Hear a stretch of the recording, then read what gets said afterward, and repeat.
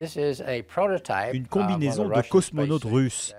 C'est l'une des pièces maîtresses de la collection de Charlie Mars. Cet ancien scientifique de la NASA se souvient de la rivalité intense avec l'Union soviétique, première à envoyer un homme dans l'espace.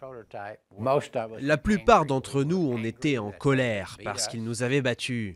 On était bien décidés à combler notre retard et à les battre.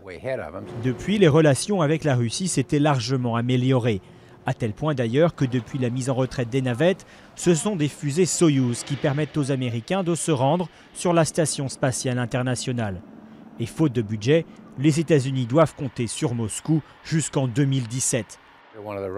Une dépendance que déplorent certains alors que la NASA a décidé de rompre ses partenariats avec l'agence spatiale russe.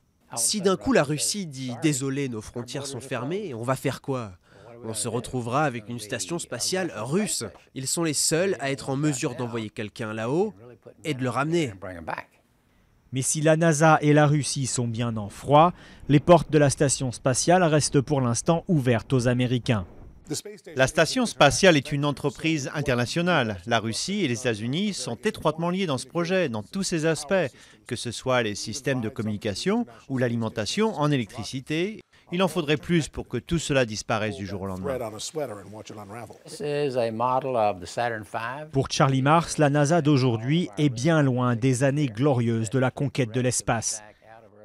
Il s'inquiète d'autant plus des répercussions qu'auront les tensions diplomatiques avec la Russie sur ce qu'il reste des programmes spatiaux américains.